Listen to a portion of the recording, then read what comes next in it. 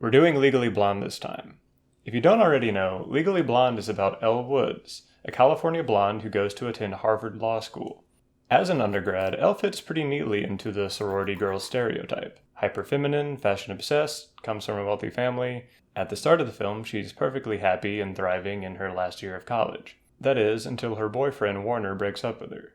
She wants to get married, but he says that he wants to date a more serious girl.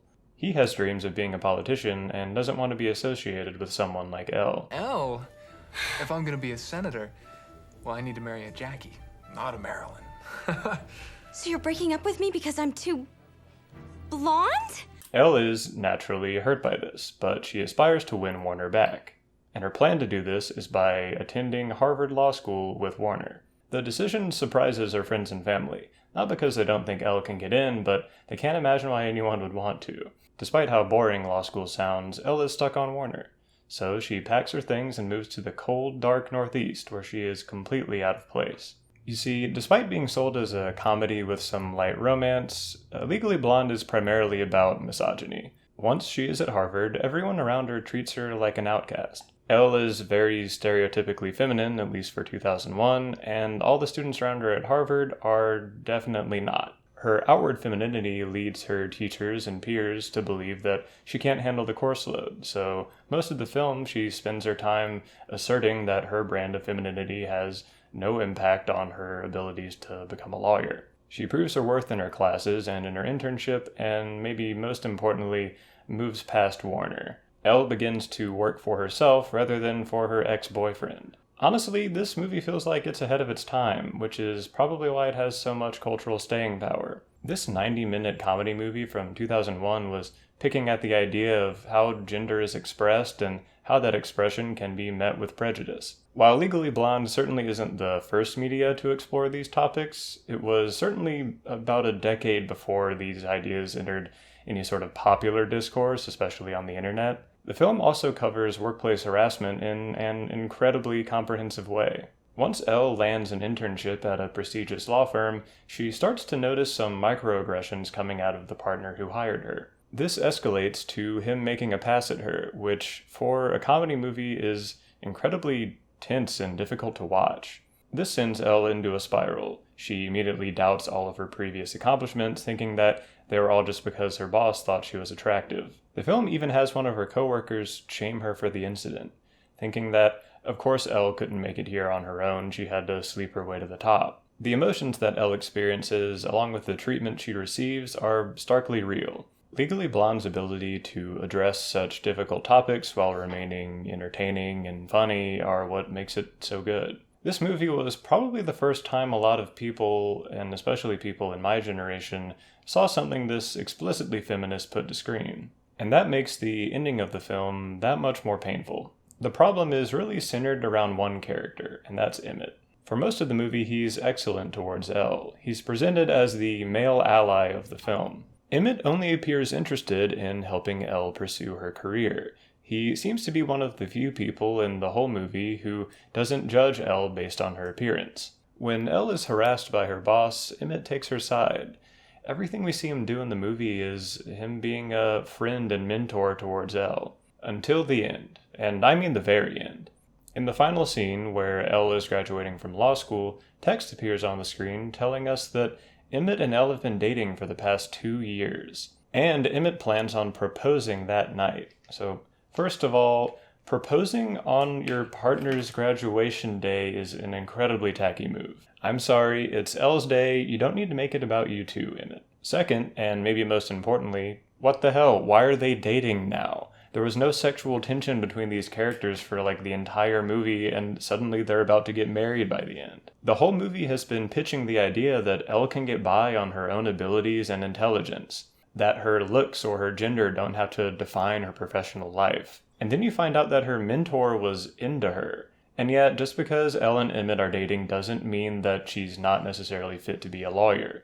But the whole message of the movie is that Elle doesn't need a man to define her. This is so funny.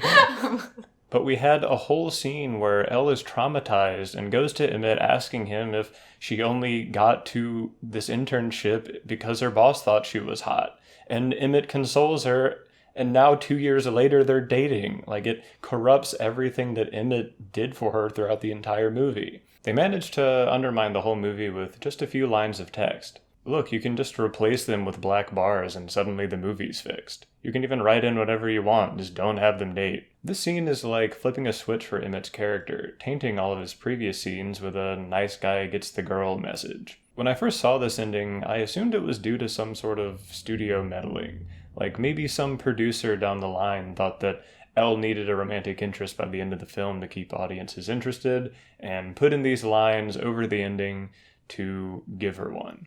Because there isn't really much acting in the film that leads you to believe they're dating, it really is just the text. So I looked into it and I found out that I was right. This was not the original ending to Legally Blonde. The original ending was even worse. This is the improved version. You see, the original ending took place in the courtroom right after Elle won her case. Everyone runs up to Elle and cheers, and Emmett greets her with a big kiss. End of movie. So was all the feminist stuff just on accident, or what? It took test screenings to push the production to do reshoots at Elle's graduation. That's right, test audiences thought that the movie needed to focus more on Elle's accomplishments rather than whoever she ended up with by the end. Thank you, test audience, for trying to save this movie from itself. The situation gets even more interesting when you look at the novel that the film was based on. In the original novel, Emmett isn't even a character in the first place, meaning that Emmett and all the problems that he brings with him were additions in the movie. Now, I'm not sure what the goal was with his character in this film. He didn't really add much romance to the movie because they didn't really have any chemistry on screen. They kind of just seemed friendly towards each other. Could he be a positive example for men to emulate? Well, no, the ending ruins that too. He just ends up being a white knight that gets the girl because he's so kind, which we really don't need another one of those movies, do we? To me, Emmett feels sort of like a male savior character, similar to the way that many films that cover the topic of racism will include one non-racist white character to do a good deed and make the white audience members feel better about themselves. Here at NASA, we all pay the same color.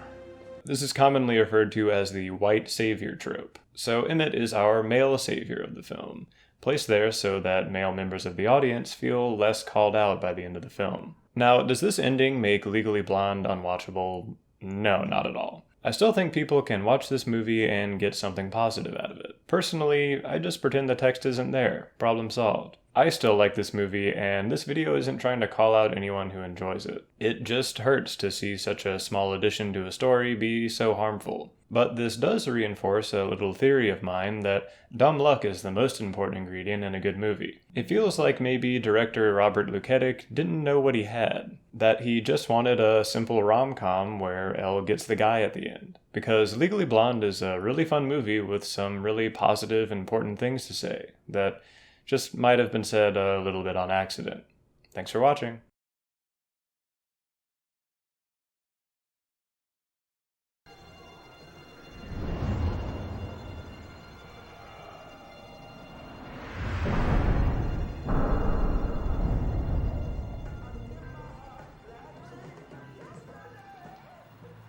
I got it. Oh!